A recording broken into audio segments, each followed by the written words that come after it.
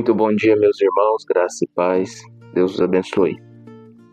Deus esteja completando neste dia que se inicia tudo aquilo que é necessário para que você tenha fé nele, confiança nele, vida nele.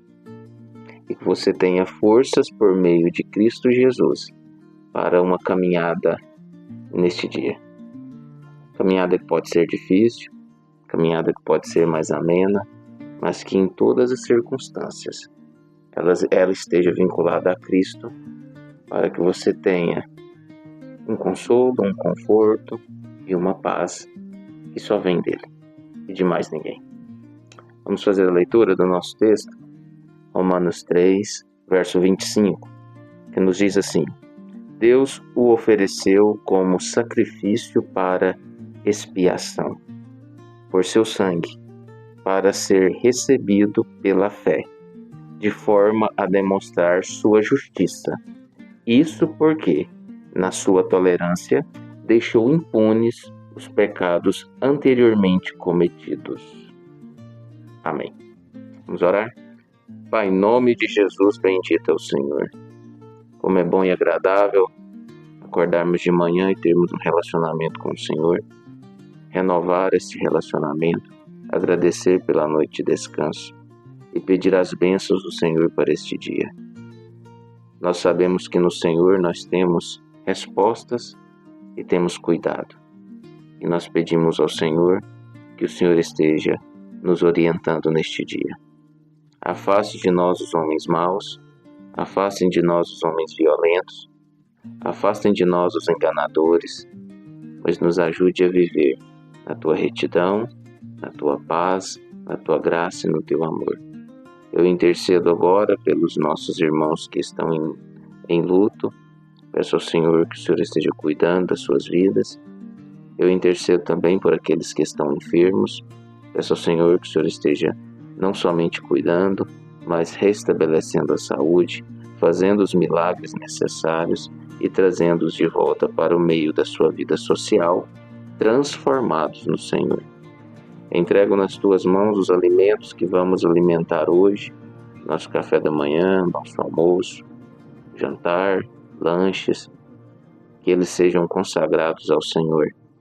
E aquele que tem dificuldade do alimento, que o Senhor ajude com água potável, com o alimento necessário, para que ele tenha também dignidade de sobreviver.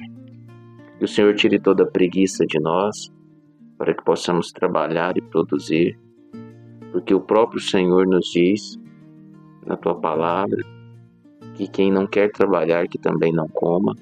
Nós temos disposição para trabalhar, não sejamos pessoas preguiçosas, mas venhamos a honrar o Teu nome em tudo que fizermos. Eu oro ao Senhor agradecido, no nome santo de Jesus Cristo.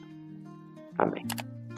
Bem, meus irmãos, vamos pensar um pouquinho neste texto. Primeiro nós precisamos saber o que significa expiação.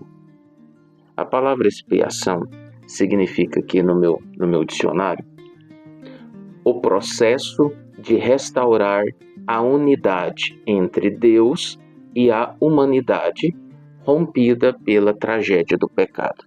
Como nós já havíamos falado, houve um rompimento de relacionamento a partir do momento que entra o pecado.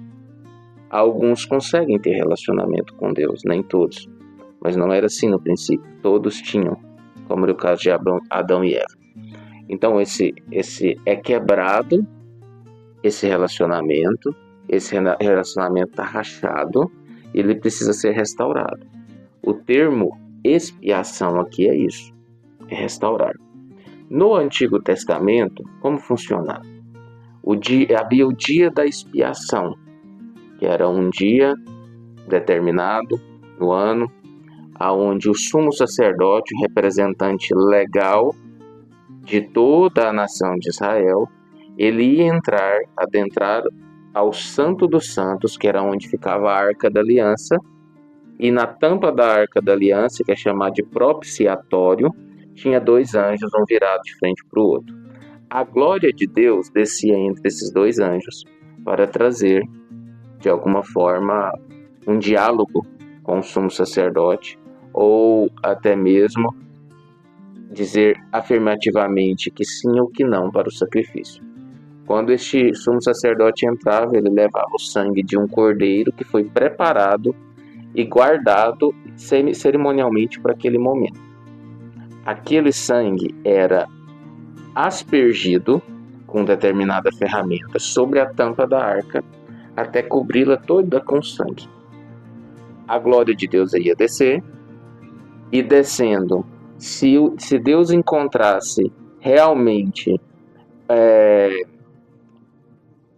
o sentimento de arrependimento pelos pecados, e que houvesse sinceridade em tudo aquilo que estava fazendo, motivações corretas e tudo mais, Deus aceitaria aquele sacrifício, e de certa forma ele não perdoava os pecados, mas encobria. E por isso que o termo que é usado aqui, que na sua tolerância deixou impune os pecados. Ele tolerava aquela situação, e aí aquele povo tinha vamos dizer assim, um período de paz com Deus, mas devido a uma tolerância de Deus. E aí a cerimônia tinha que ser repetida ano a ano. Se por acaso aquilo não fosse aceito, o sumo sacerdote era morto ali naquele local, a própria glória de Deus o matava, e aquele povo não era aceito por Deus, e eles colheriam consequências de escassez de alimento, e tudo aquilo que pestes, e tudo aquilo que poderia vir à nação. Às vezes até domínio de outros povos e assim por diante. Então, essa é mais ou menos o que acontecia. No Novo Testamento, quando Jesus vem, esses princípios ainda continuavam. E Jesus, quando ele morre na cruz e ressuscita, ele traz essa representação do sangue derramado no propiciatório. Só que agora é um derramamento de sangue universal para todos, mas que alcançará somente aqueles que creem. Então, todo ser humano, desde Adão até o último ser humano que nascer neste mundo, ele precisa da expiação de Cristo para a sua salvação. Então, todos aqueles que viveram pela fé no Antigo Testamento, eles foram representados por Cristo na expiação universal e necessária, e única também, né?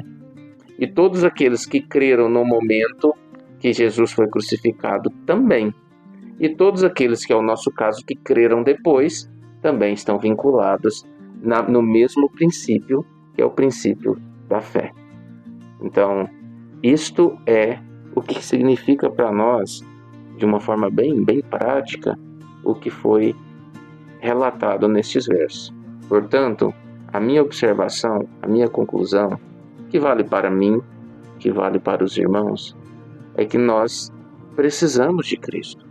E eu volto a falar, estou falando em vários textos, não dá para viver sem crer em Cristo, porque você não tem futuro, um futuro abençoado. Para você ter um futuro abençoado, você precisa ter uma vida vinculada a Cristo, porque Ele é a única expiação que pode restaurar o seu relacionamento com Deus, restaurar a sua comunhão com Deus. Pense nisso, meus irmãos. Pense nisso nesse dia. Deus te abençoe. Um abraço fraterno para todos vocês e fiquem com Deus.